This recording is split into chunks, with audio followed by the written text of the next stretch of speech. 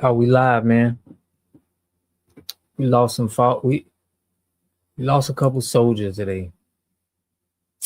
Um, Rap Brown, Viola Fletcher. We're gonna get into that. We got a good show, man. Appreciate everybody who joined that show yesterday, man. Yesterday was legendary. Last night it was legendary, but we got a good one today.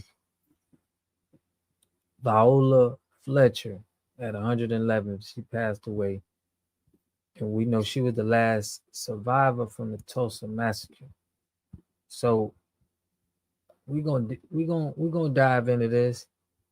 Let me let everybody get into this. But I'm gonna go over the history of reparations that was done in America, who we paid out reparations to just blatantly show that we need to be respected in getting our reparations. Make sure y'all hit that like button, push me on the algorithm. I greatly appreciate that. But yeah, it's a sad day, man, for the culture.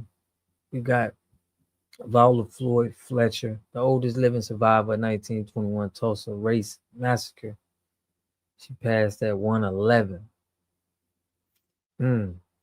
She was just 7 when a 2-day attack led by a white mob began in Tulsa's Greenwood neighborhood.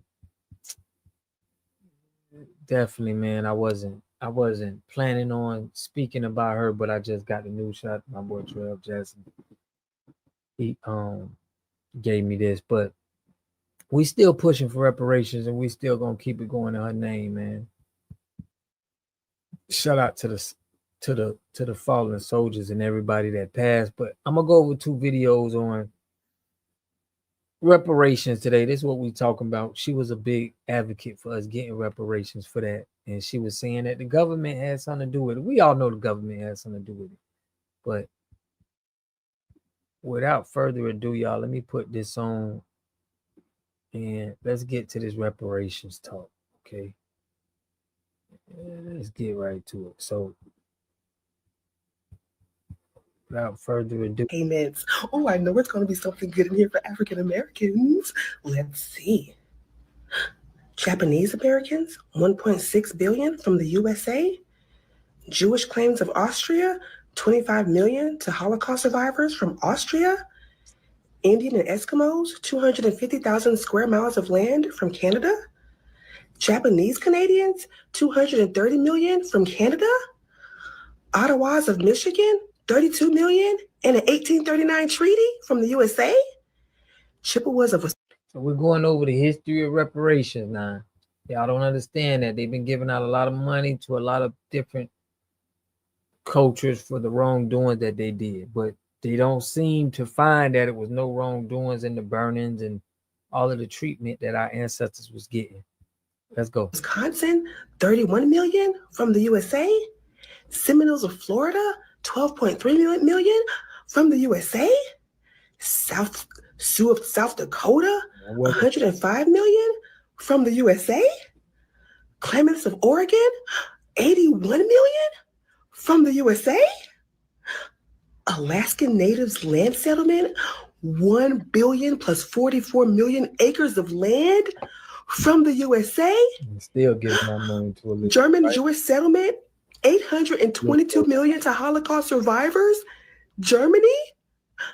I know it's going to be something good in here for African Americans. I know it is.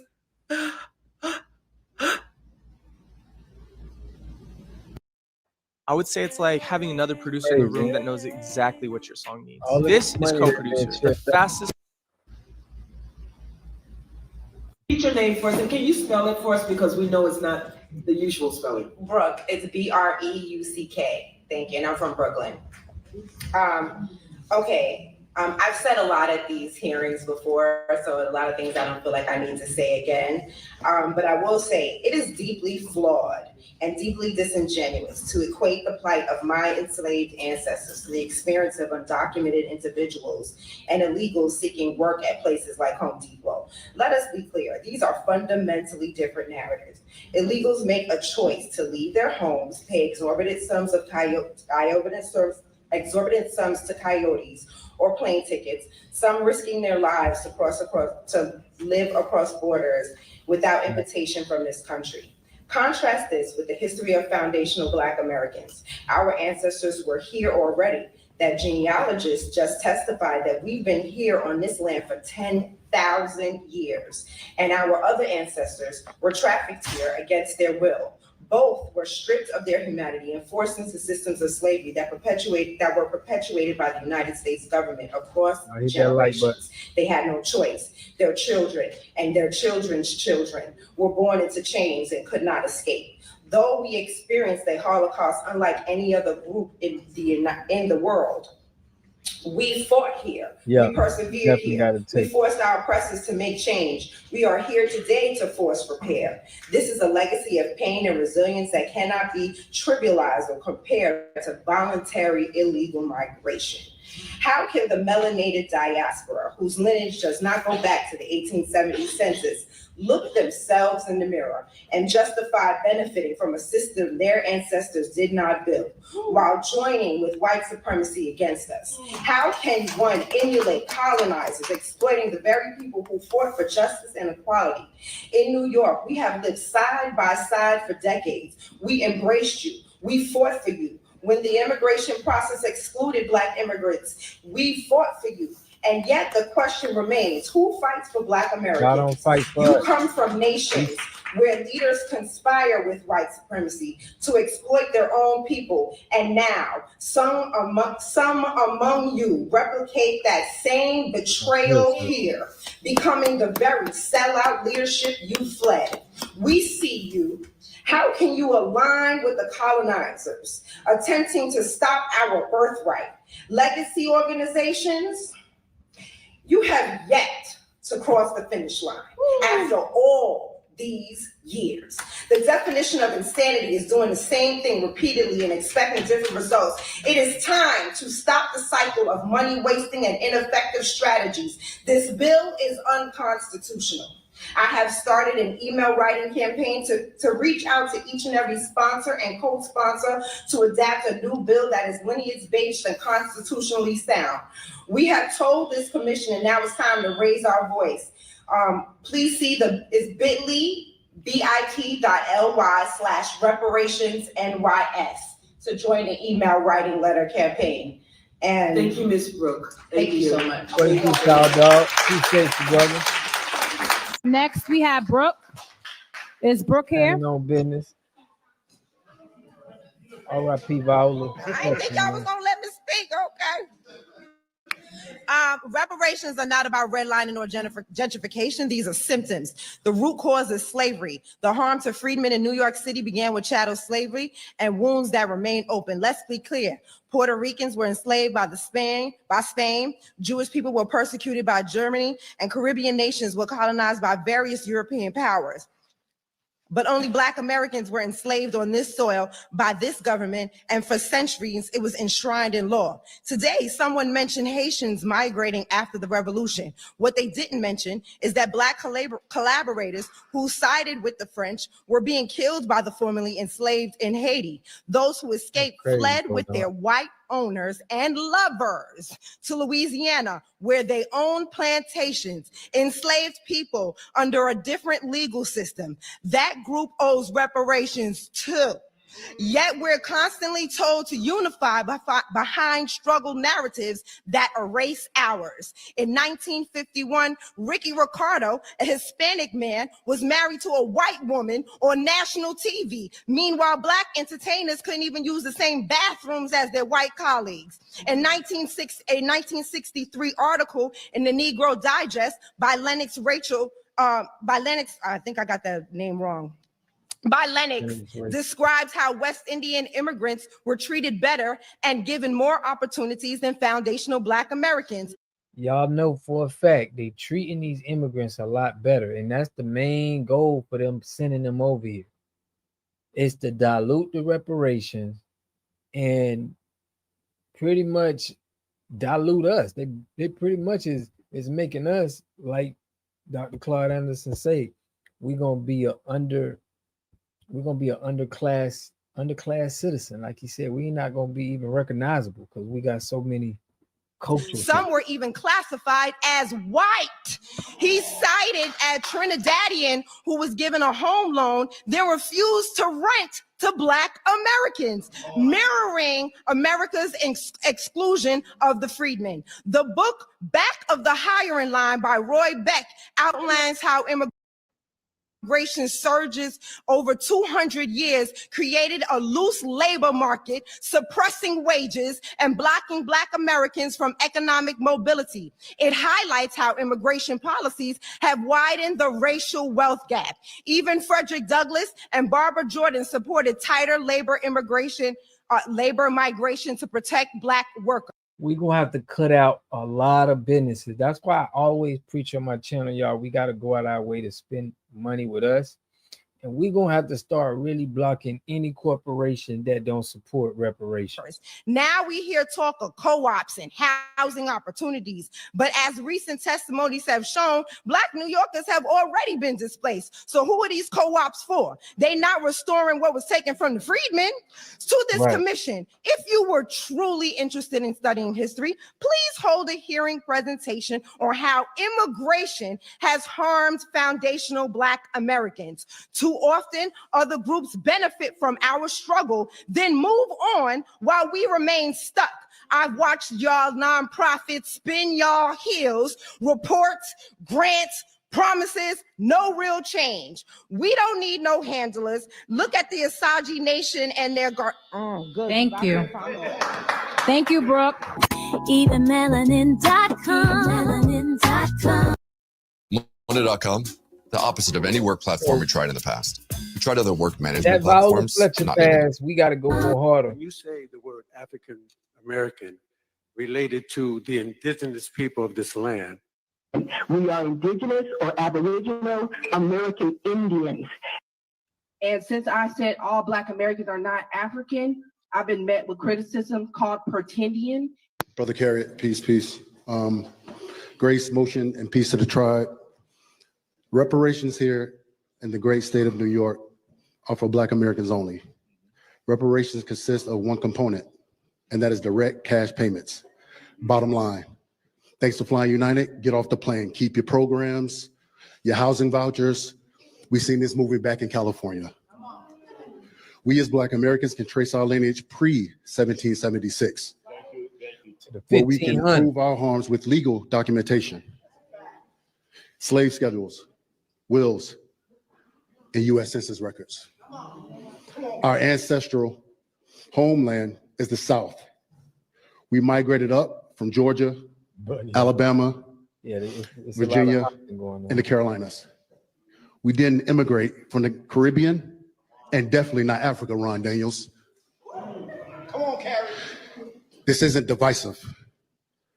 This is delineation, and it's here to stay. Reparations for Black Americans only here in the great state of New York. Gratitude. Do you support reparations for American descendants of slaves? How can you possibly justify taking money through forced taxation from someone today who was never a slaver, whose families were never slavers, who has never been involved in slavery in any way, and giving it to someone today who was never a slave, who has never been a slave, whose parents weren't slaves, whose grandparents weren't slaves?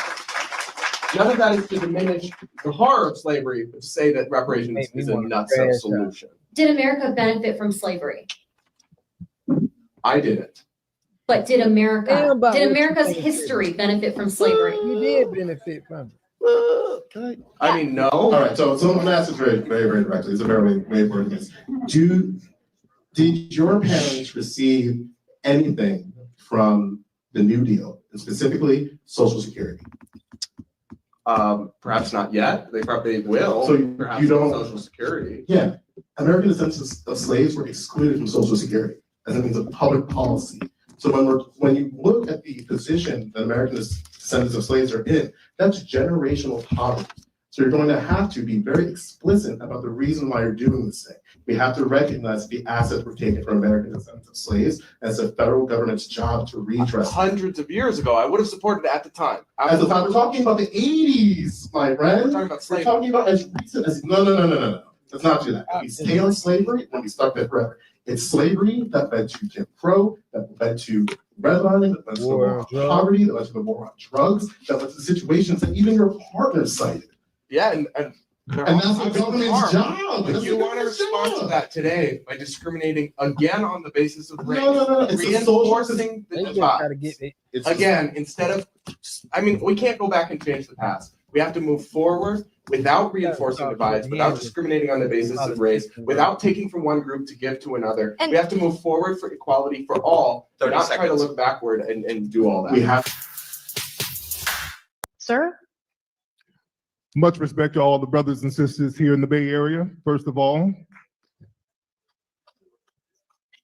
I want to make 3 quick points about reparations and then let our other brothers and sisters speak. First thing, we have to understand we have to focus and keep the emphasis on it being lineage based.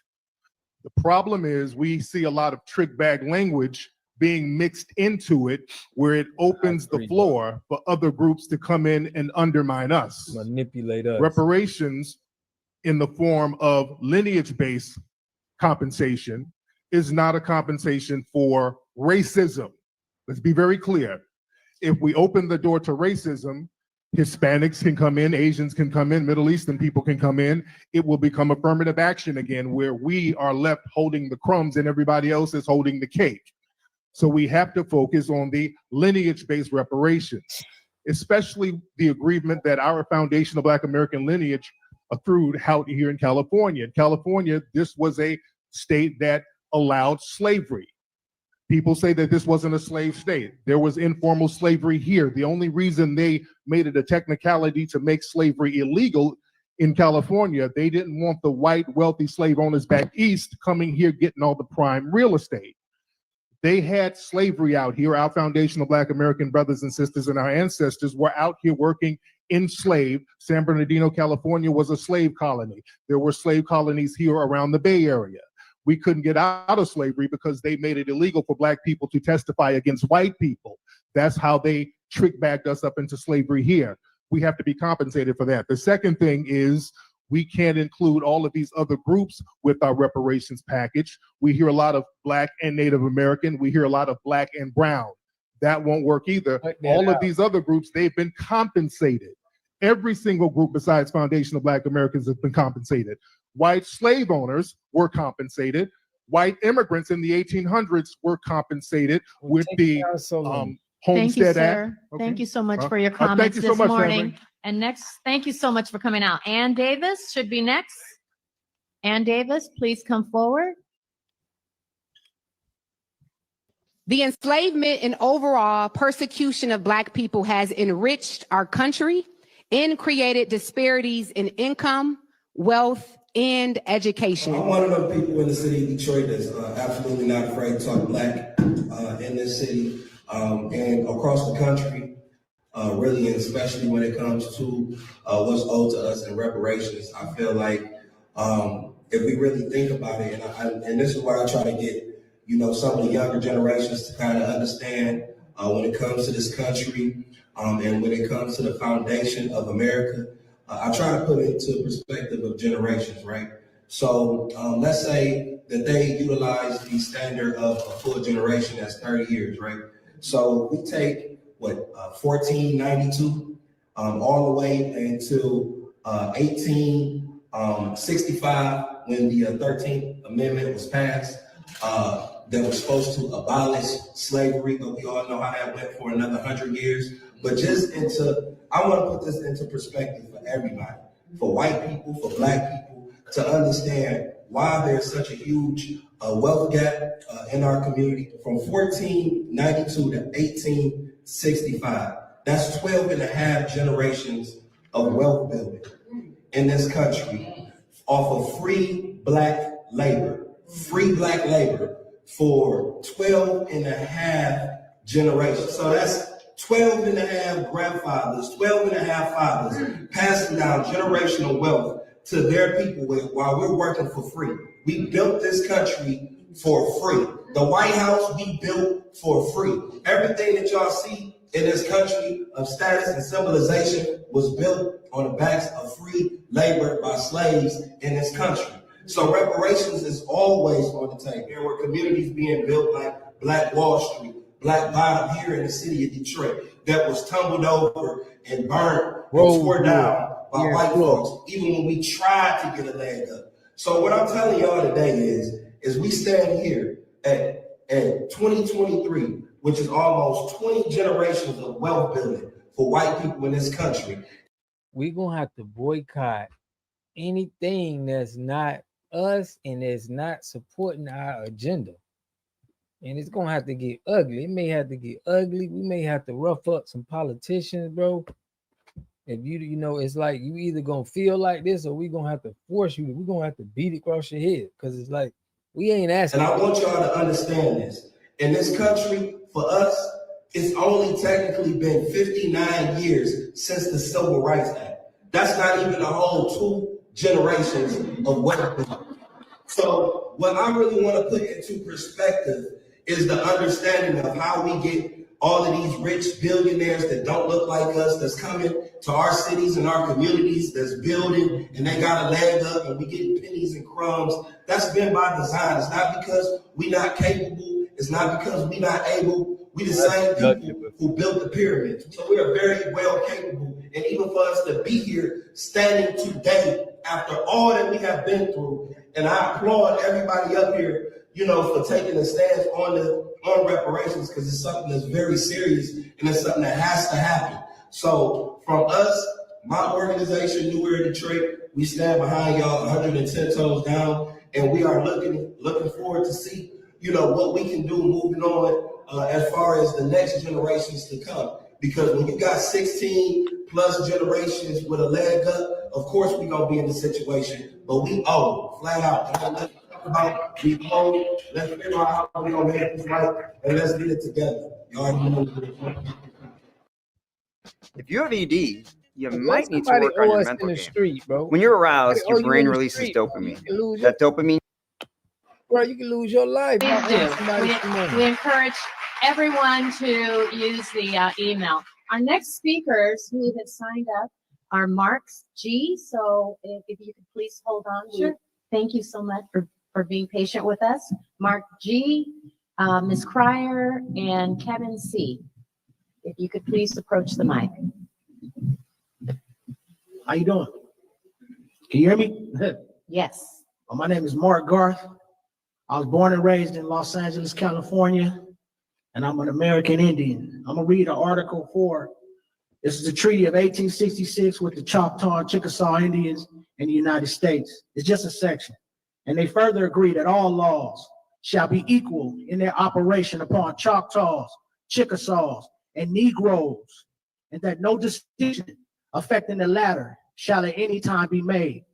There's no difference between a Negro and an Indian. All respect. We got the slaves are Indians. Freedmen are Indians. We're all Indians. The only definition of the word Indian means the aboriginal inhabitant of North America.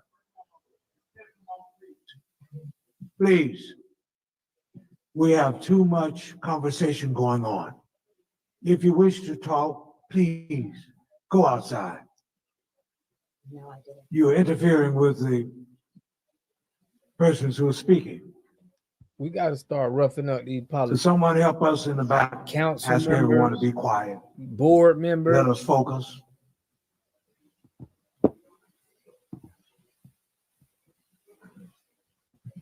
Let this gentleman start over. Yes, absolutely. There's no difference between a Negro, a colored person, a black person. They're all Indians. We're indigenous. I'm speaking for the indigenous people here in the United States who has United States lineage ancestry. This is our land. We own it.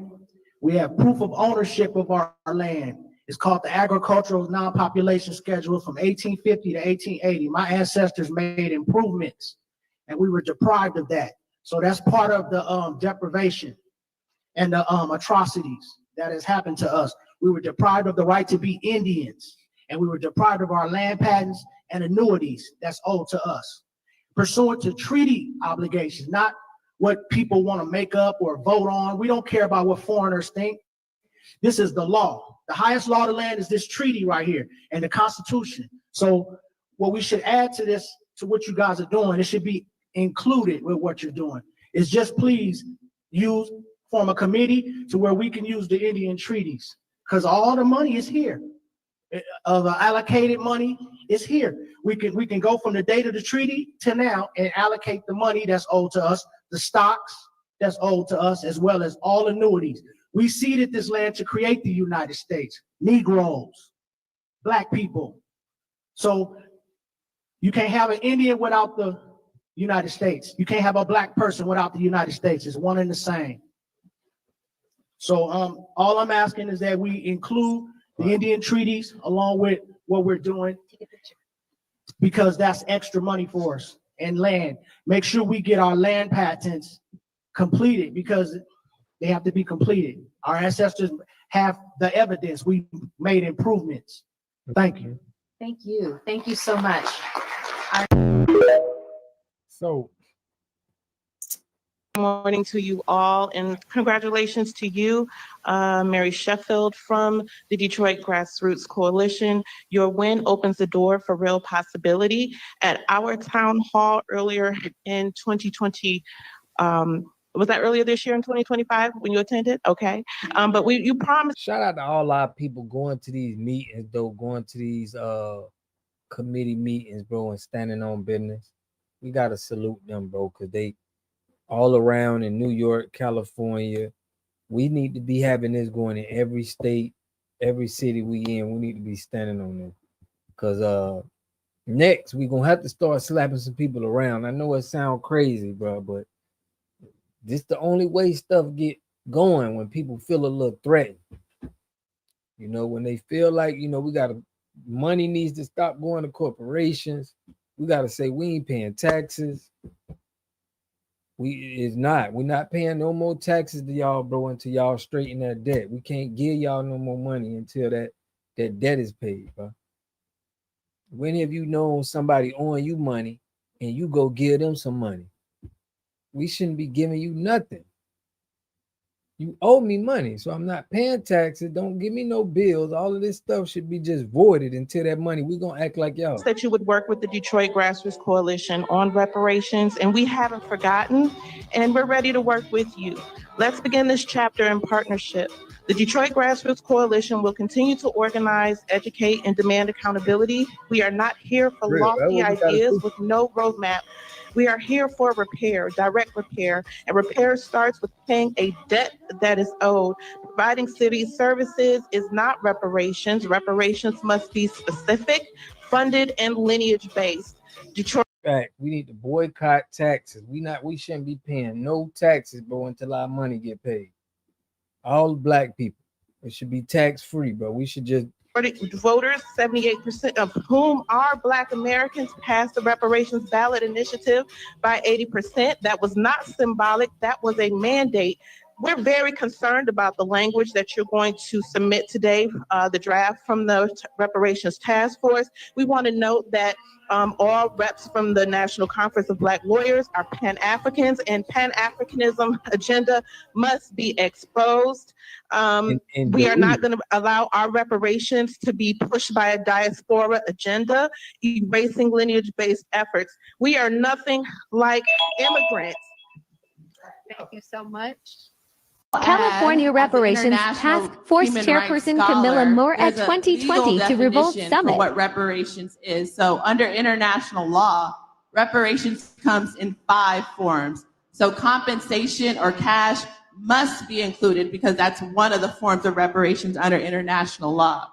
But there's also restitution, and that accounts for stolen land, stolen labor, stolen property, real or intellectual. So that's relevant in the entertainment space in terms of the cultural contributions of African Americans, right? The other form of reparations under international law is rehabilitation. So that can look like free medical care from birth to death, free education, free legal and trauma services. No taxes. Then there's satisfaction, which accounts for more symbolic forms of reparations, like a formal apology, the taking down of Confederate monuments, and the erecting of statues that honor our ancestors, for instance. And then the last, or the 5th form of reparations under international law, is guarantees of non-repetition. So that gets at more structural and institutional policy change. So my personal opinion is that you cannot call a reparations package reparations unless it includes all 5 of those forms. So it has to include cash, it has to include a check, it has to include restitution, it has to include rehabilitation, it has to include satisfaction, and it has to include guarantees of non-repetition. I'm with that. What happens if my dad starts Tai Chi tomorrow? How old is your father? I'm like, what? So, wow, amazing, yeah. Where are the communications to the Black Americans? We haven't seen any billboards, any commercials about reparations for 2 years. It's the same people in these meetings. And the same people in these meetings also said that they put in 40 acres in the music. legislation that Black Americans don't know about. Okay, American freedmen, Black American freedmen, which one is it? Everyone doesn't approve. So the grassroots for Black Americans will be doing surveys for Black Americans because nobody knows. My parents, my family don't know. People around me don't know. People at church don't know. And I am a Black Californian, and people outside of California are making legislation for me. I don't like it. I am from LA. I was born in San Diego at Balboa Naval Medical Center. So I think I have a claim here. Why are we only having talks in California and New York? We need to be having more talks everywhere. I don't know why they ain't got one in Florida. I'm gonna look into that and making sure where I'm at. Here as well. I'm a Black American. My father was in the Navy. My lineage fought in every American war. My forefathers on my mother's side came from Georgia, like Biddy Mason. She was dark, but she was classified as mulatto. So we need to get the reclassifications in orders as well, because later on she was reclassified as what? Negro. It's not in the internal reports about reclassification. It needs to be omitted. Chapter 1, page 40, on section 7, terms throughout the report, whoever speaks on the importance of terms. And since I said all Black Americans are not African, I've been met with criticism called pretendian, and that's a derogatory and racial slur. And people, again, all Black Americans are not from Africa, but I did not negate that Black Americans did not descend from Africa. So I've been met with harassment. And where is the communication funds going? I heard it was $1.5 million. It's been 2 years. Again, it's not a known thing. Where's the billboards? Where's the communication? And I'll just like to say, we need to make sure these eligibility statuses is correct for everyone. I'm telling y'all what we got to do. We got to stop giving them our tax dollar right now, everybody, and have a reason why. We need to have lawyers, our own lawyers, backing this up. Like, we're not giving them no more money. We're not doing it. It's a debt that's due. So it's like, that's going to make them, all right, man, we got to give them the money. But if we keep paying these people and giving them taxes and they can keep sending money all out the way, bro. That are eligible for reparations. Thank you. Thank you so much for your comments this morning and coming out. Just a quick check-in. Right? A failed report that doesn't accurately describe, which is why many people are coming up here and having to say the words lineage-based reparations, right? We need lineage-based reparations. If your ancestors did not pick cotton for and grow food for white people to eat, then we're not talking about you. So first of all, lineage-based reparations, and we got to end these funny terms. We can't be bickering over freedmen versus not. Like, we got to end these funny terms, and lineage-based reparations will do that. The focus on the lineage, right? Secondly, the way that you guys are moving, right? Some of you are not here ever, as pointed out by many calls. The panelists that have burner accounts and oppose Black Americans on the panel, ridiculous. Like, this is all political theater, and it needs to end. I almost cursed. Hands and feet. Money spent on marketing campaigns that who's seen an ad here? Who's seen an ad on TV to come in here? No one. Exactly. Who heard an ad on the radio to come here? No one. This is ridiculous. How does $1.5 million get spent on what? And the scams and the bullshit. I'm out. But Thank you. Next caller, and just That's happening to my people. At a public meeting of the Reparations Commission, people spoke out, sometimes passionately. Our ancestors helped build this country. African Americans, Black people, whatever you want to label us this time. We're on an island of destitute, despair, amongst the sea of abundance. True liberation starts with money. The AB 3121 task force meeting is now called to order. The task force was set up by the state legislature. you ever seen in the hood when somebody owes somebody some money? We done seen in the streets, bro. People die for $25, $20. Like, we talking about trillions. It's like, to some point, we finna start getting upset, and it's gonna get to the point where these people that's sitting in front of our face in these panels, it seems like they ain't doing nothing but holding us back. But something gonna have to give. Legislature in 2020 to develop proposals for compensating California residents who are descendants of enslaved people. This task force is designed to examine the harms associated with the enslavement of Black people, African Americans in this country, as well as the legacy of the harms of enslavement. Advocates say reparations would not only be for slavery, but the century and a half of racism that followed. And we think about over time, whether you want to start with the Jim Crow laws, whether we want to think about moving forward with the redlining with real estate, the horrors of discrimination, segregation, all of those things followed slavery and have continued, I think, to plague us through today. Every business owner with people out in the field needs to know about Connect Team. It works? Oh, like you wouldn't believe it. My team puts in their availability, I click auto schedule, and boom, there it goes. No more Excel, no more phone calls, no more group chats. Oh. Perfect schedule, like that. Damn, so all you gotta do is post it. Yeah, my team loves that it's just one app, so they see their shifts, they can approve it, and I know it's covered. But wait, what if there's like... Economists consulted by the panel estimate that the cost of compensating California's Black residents could top $800 billion. That's 2.5 times the state's budget for this year. The task force chair says reparations may not be limited to money.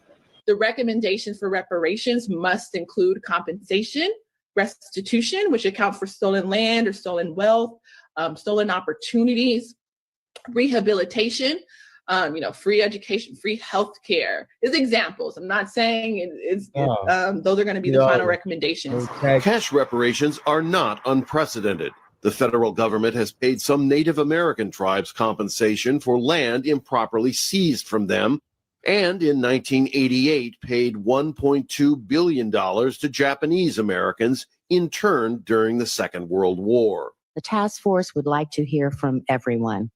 The task force must complete its report by July 1st. The commission's ultimate recommendations will be purely advisory. The state's legislature and governor. I'm originally from Sacramento, California. I'm the great-great-great-grandson of Daniel Blue, who was a slave who came out here from Kentucky and discovered gold in 1749, bought up 7 blocks of downtown Sacramento, started a cleaning business, started a church and a school for minorities in his church home. His church home was burnt down. He stayed. His church is still in existence. It is called St. Andrew's AME Church. It is 172 years old. From the power of that church, he started having what we have come to know as Colored People's Council. And he rallied from 10 Northern California counties, the Black leadership, and they began to raise money to hire lobbyists to have 2 initiatives passed. The first one was the right to vote. They started this process in their first meeting in 1854 at St. Andrew's AME Church. The second initiative was the right that African Americans could testify against whites in court. It took them 9 years, but they achieved this in 1863. Amen. That's okay. You can clap for that. We have a right to vote today. We have a right to testify in court today because of this great man. I'm upset because no one knows his name. His name is Daniel Blue. He's my great-great-grandfather. Why isn't there a school named after him? Why don't we hear about him? Why didn't we learn about him in our history books? And I'm here to fight for that. Why aren't our accomplishments as Black Americans recognized in American history? Because if they were, we wouldn't need a Black History Month. If we were in. And we just went over that in that last show yesterday. Appreciate everybody who tapped into that. Our creation is what we created. It's not to the forefront. Included in American history and given the credit for what we've done, we wouldn't need Black History. We wouldn't need Asian American History Month or Hispanic History Month. I'm saying equity for everyone. And I want to know what happened to all that land that he owned. On the land in which he is reported to own, it now stands the Southern Pacific Railroad Museum in Sacramento, California, the Southern Pacific Railway Yard, the Amtrak station, the federal county courthouse, and the county courthouse and the city jail. Bro, they killed a lot of our Black men who had oil reserves. They killed a lot of them in Tulsa, all around the world. Anybody who had oil, it was a mob of people that took them out and took their oil. Millions and millions of dollars worth of oil that people had. It was a lot of stuff in them 20s and 30s and 40s where they was just taking all our resources. What happened to that land? It was taken by eminent domain. I want to know what happened to that land because I didn't get the benefits of that land. I grew up in poverty. Thank you so much, sir. I'm so sorry to interrupt you in the middle of your sentence, but thanks for coming all this way. Thanks for coming out. We need reparations. And your important comments. Thank you. Yeah, we need. All right, next we should have number 2, Yvonne Westerner. Westover. Yes. Westerner, Thank you. Good morning. Good morning. Thank you for having me this morning. I am the wife of Pastor Les Robinson. Quickly, we've seen America rally behind court cases through the years over intellectual property and real property, oftentimes resulting in millions of dollars in restitution. We rally behind it without the blink of an eye because it's something that has been stolen and restitution should be made. We cannot forget or ignore the fact that we stole people from their native land. We stripped them from their families, from their culture, and from their birthright. Yet white America has turned a blind eye to this and say they should get over it, or it's been so long and it doesn't affect the African Americans today because it happened so long ago. On behalf of myself, my family, and my ancestors, I want to publicly apologize to the African American community for our ignorance, our arrogance, our insensitivity to your cause, and for any part we may have had in the atrocities done to your people. I stand here today humbly to show my love and support, whether enslaved or freed. We know that many African Americans have had inventions they didn't get credit for and therefore earned no revenue. Land was stolen from many, as in my husband's case. My husband has the deeds to these properties that state this land belongs to my descendants forever and ever. There should be no question of what should be done. His land has been stolen, his generational wealth stolen, the schooling opportunities he should have had stolen, his opportunity to grow up in a safe environment where his family could afford housing stolen. He was forced into poverty, running to and from school, hoping to avoid getting into a fight or even getting shot and killed. This wasn't the legacy his grandfather left him. His rightful inheritance was stripped from him. Where is his restitution? There is no record of the properties ever being sold. If this were a claim about a white man's property being stolen, I'm sure the court case would have been resolved by now. He should have the right to reclaim financial compensation for what was left to him by his great-great-great-grandfather, Daniel Blue. Thank you so much so for that the he may comments pass this it down morning. to his descendants. We really Thank you. appreciate it. Thank you. All right, next person. You should have number 3. Jim Hurts. No. Just do Tai Chi. It heals. Man, white woman is saying that. Hold on, before we start. Yes. Look, everyone will have 2 minutes to speak. I understand it's a free country, free speech, but we have to do better than this. We have to do better than this today. The next okay? Thank you. So the next person is going to speak and afford every person. My thing is she on the panel? We got black people, bro, in the panel with these politicians, Jasmine Crockett, all of these people, and they're not standing on business, seeing how the people is. They don't even care. It's like they get their little positions in office, they get their little mayors and governors, and it's like they're paid not to talk about this. Person the opportunity to have their 2 minutes to say what they want to say. Thank you, Chair Moore. The next person at the mic should be Dawn. Dawn, it's your turn. Thank you. Good morning. I'll be quick. Right.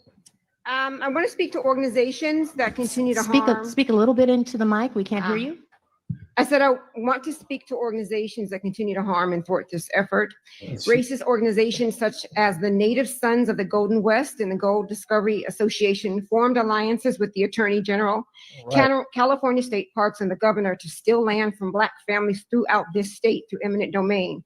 These two organizations, although there are many others, still thrive today and work hand in hand with state officials.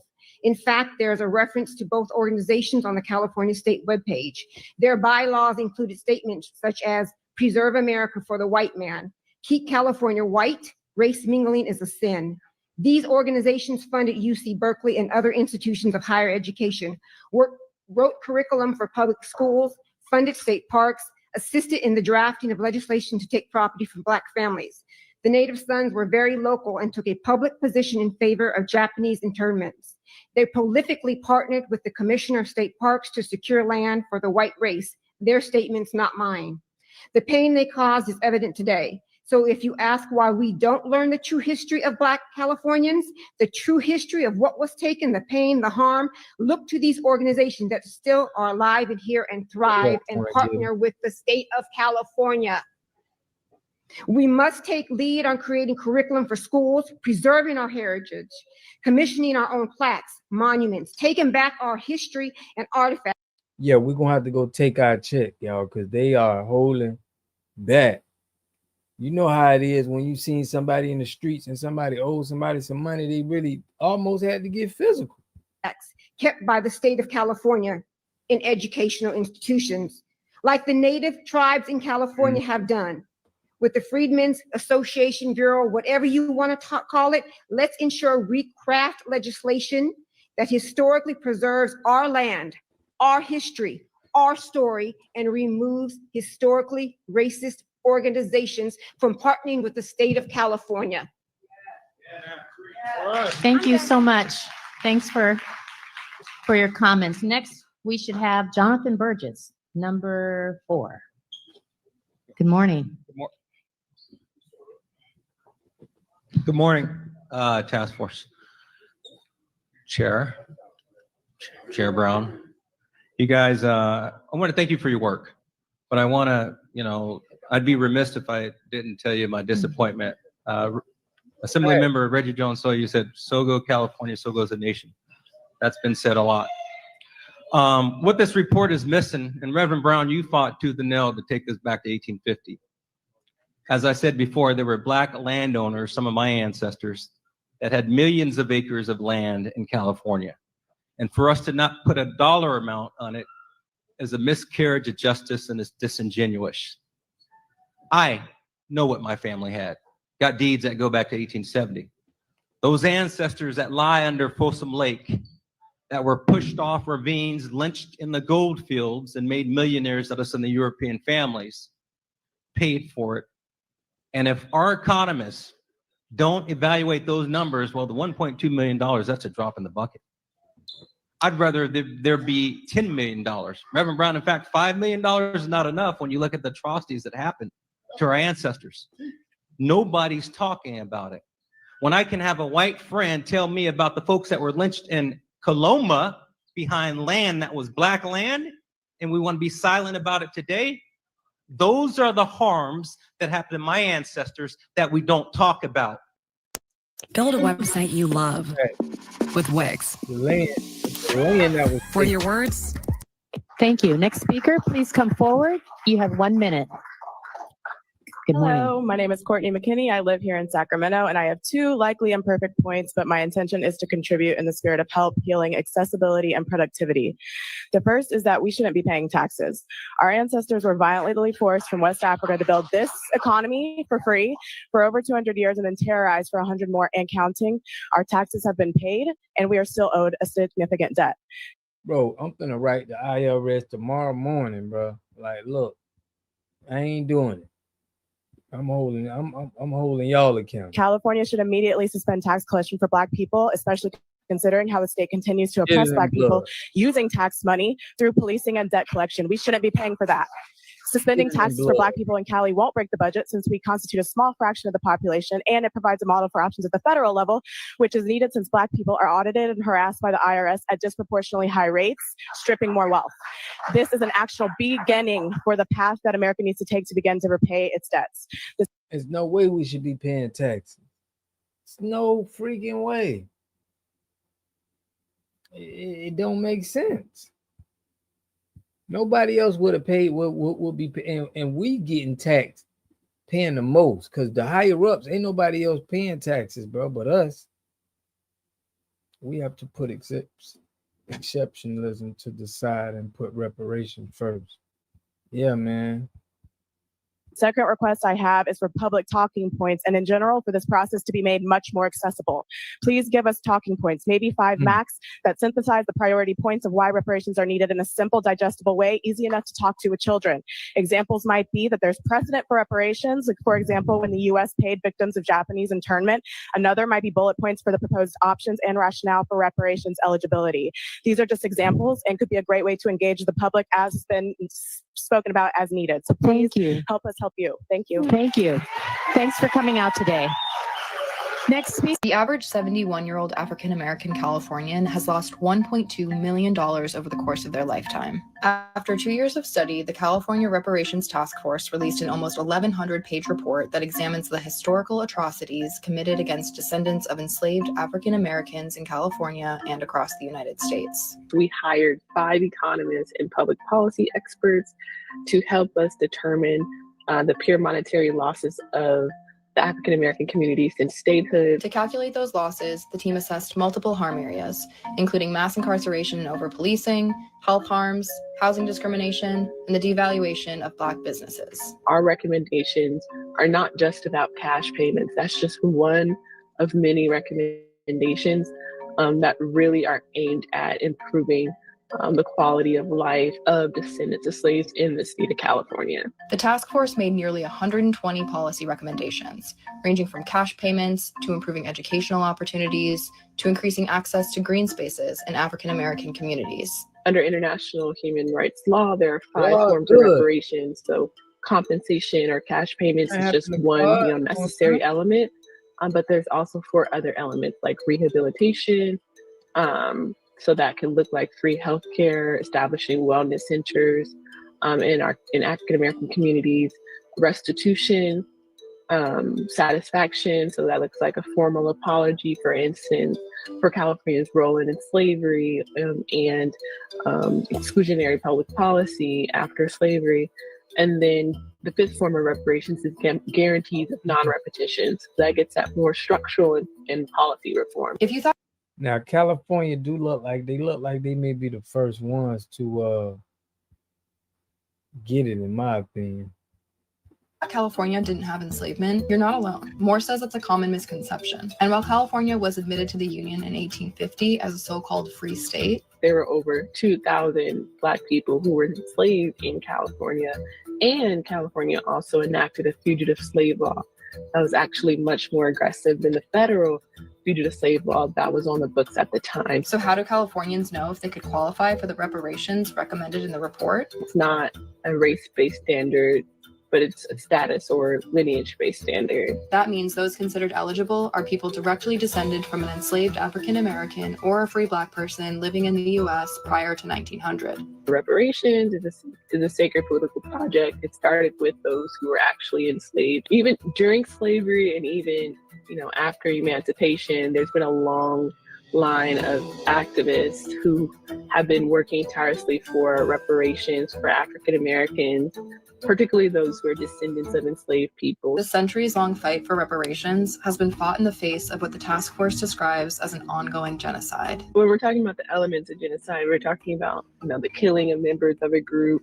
preventing the birth of members of the group, deliberately inflicting serious bodily harm against members of the group, or mental harm. So we look at, for instance, the average African-American Californian who's descended of slaves have a 7-year life expectancy gap between them and white Californians. That's due to, unequal funding of medical facilities, epigenetic trauma due to enslavement. We talked about the Black maternal health rates, Black infant mortality rates, Black women and girls, lead in those areas as well. So we make several different arguments in terms of how historically and presently those who descend from slaves are ongoing victims of a genocide, albeit slow and protracted. So the question remains, will lawmakers take action to follow the policy recommendations in the report? I am incredibly hopeful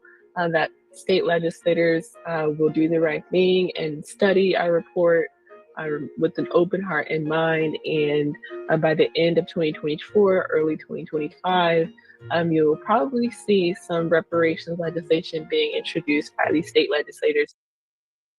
Sex. I said it. Now you're probably thinking about it. And that's how it starts. Your brain fog. All right. So a lot of people like to say, why do Black Americans deserve reparations? Why do we feel so entitled? Well, I brought the facts, but what I really want to show is the speakers, the reasons why they present why we deserve reparations, why it's owed to us. Okay. You have a lot of people from the Caribbean, Africa, even YT, other groups as well. They're always in our way. These people are also on our reparations task force. They have literally stopped things from going through when it can be as easy as 1, 2, 3.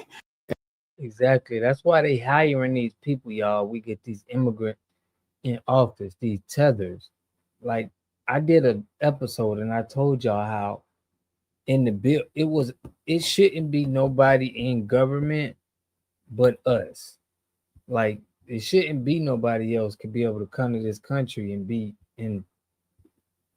into the higher ups. The only reason I feel like they're doing that is to start the reparations. And just because they see and want to stop the progress of Black Americans.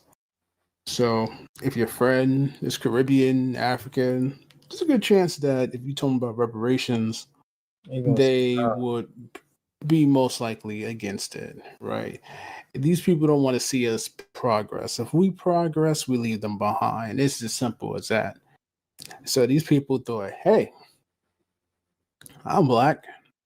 I deserve this. And when they found out that they can't get it, they're like, I'm going to stay on the board and make sure they can't get it either. So if I can't get the benefit, neither can them. Mind you, they have no ties to our ancestors at all. Whether you were already here or whether you came by boat. And I'm going to tell you right now, only 1% came by boat. That has been debunked. It has been updated that there's no way you could have brought millions of people from Africa all the way over to United States. Not happening, right? It started at 600K, it dropped to 400K, then it dropped to 300. Now we at that 1%, which would mean less than 100, like at least 100,000 of them came over, or less than that, right? So there's that. These people think that they're entitled to what is owed to us, and they want to be in our way. They plan, if you want to go, say a lot of these reparations meetings, especially in New York, because I've seen it, I've heard it, I've actually tried to go attend one myself, and they changed like I didn't even know they changed the location. So it was in Queens. I went to Queens. I was wearing some slippery shoes, no sneakers at the time. When I say slippery, I look like. Now, reparations to me is more than just slavery. It's a lot more. Like I said, it's the crimes that was done. Even when people go to jail and they wrongfully convicted, they still giving them like $1 million, or they giving them some chump change. But the whole war on drugs was bad. But I'm gonna show y'all this before we get out of here. Viola, we gotta give pay our homage to her. She stood on business. Let me share this though real quick. But we gotta pay our homage to her because she stood on business for a long time, pushing for us to get the reparations. She is the last one living. And let's just pay our homage to her.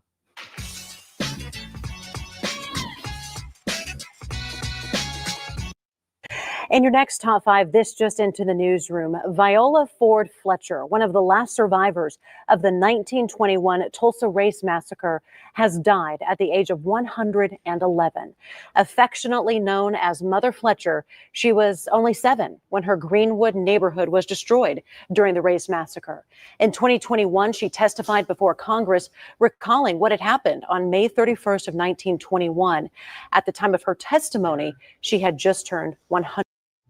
Now I'm gonna pull up her testimony real quick. We're gonna look at that and see what she said.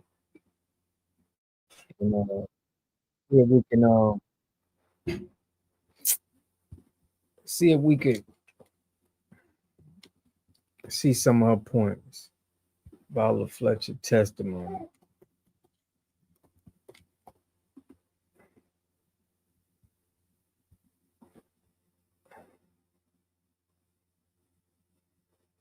Here you go, right. We're gonna watch this one, y'all, and yeah, I want to hear what Viola had to say. Y'all check this out.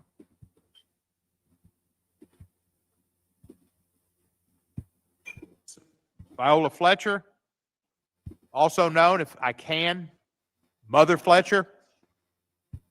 Thank you. I don't have a mother, so thank you. Mother Fletcher is the oldest living survivor of the Tulsa Race Massacre. She was 7 years old when she lived through the massacre. Mother Fletcher, you are now recognized to testify. God bless her soul, bro.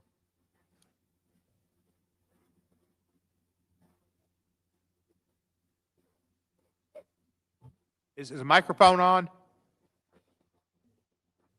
Yes. My name is that okay. My name is Viola Ford Fletcher. I'm the daughter of Lucinda Ellis and John Wesley Ford of Tulsa, Oklahoma. I'm the sister of Hughes Van Ellis, who is also here today. I'm a survivor of the Tulsa Race Massacre. 2 weeks ago, I celebrated my 107th birthday.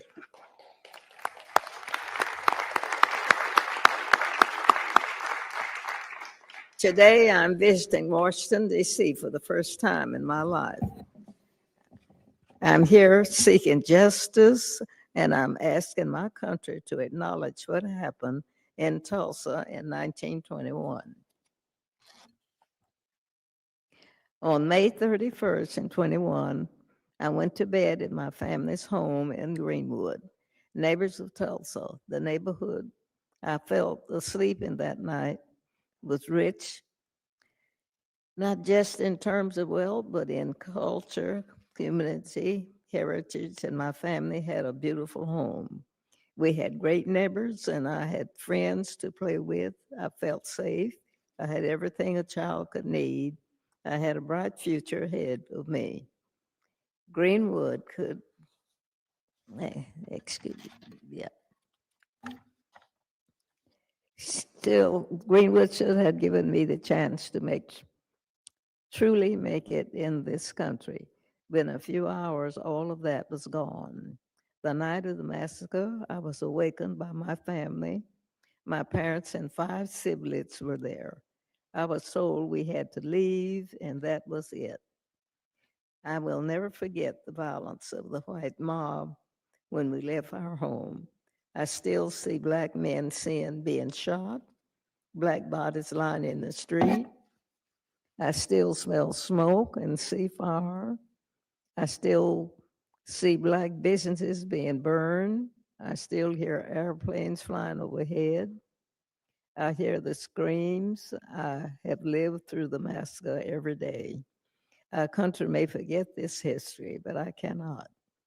I will not, and other survivors do not, and our descendants do not. When my family was forced to leave Tulsa, I lost my chance of an education. I never finished school past the 4th grade. I have never made much money in my country. State and city took a lot from me. Despite this, I spent time supporting the war effort in the shipyards of California.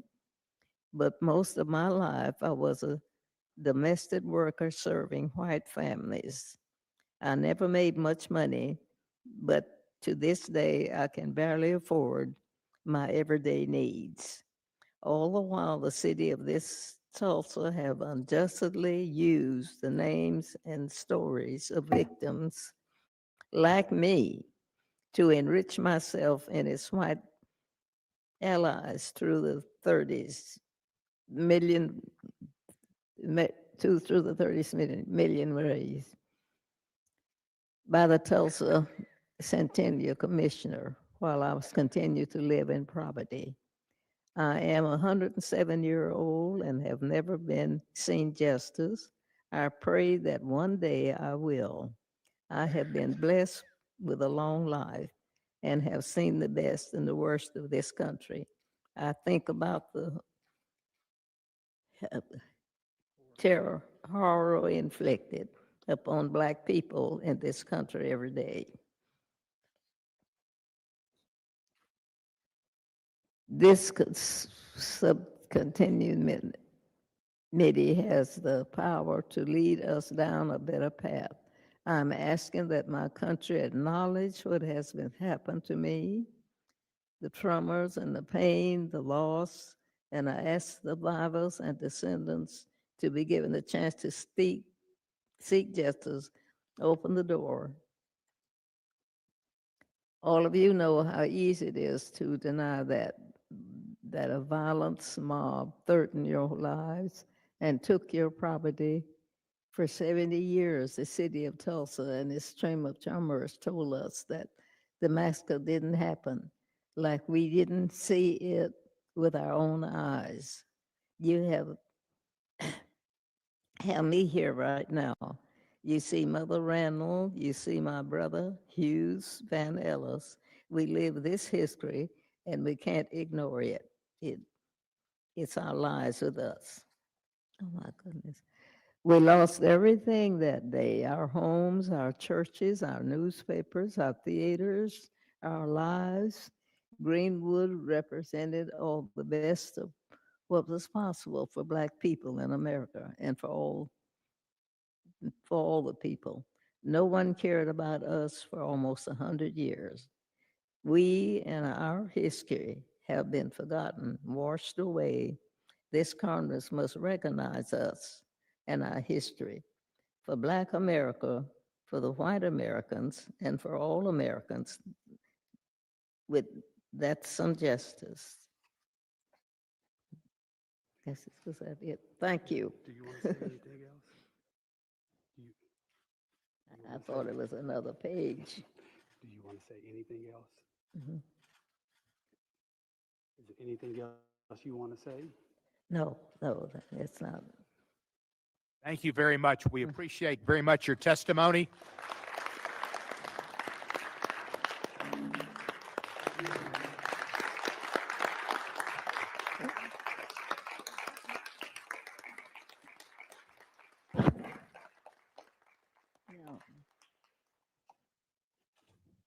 Mother Fletcher, if we don't learn from history, we're doomed to repeat it.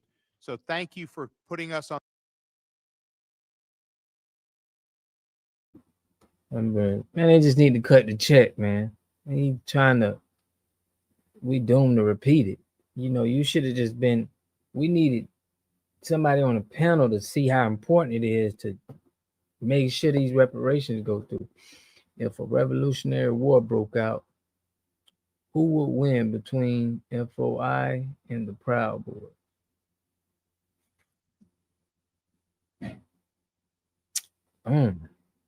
Who is FOI? Who is FOI, fam?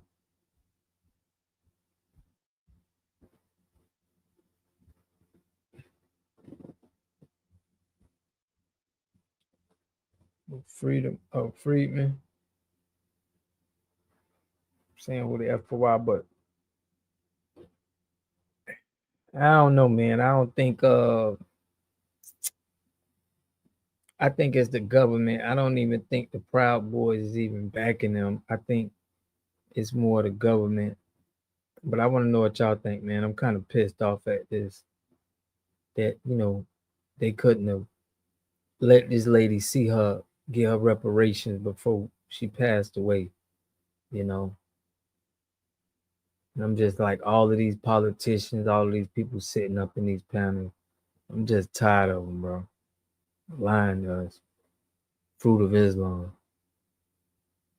I don't know. That's a good one. I don't know. That's a good one.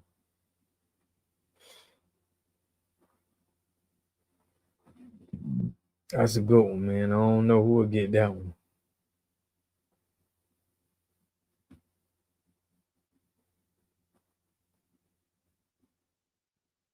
Yeah.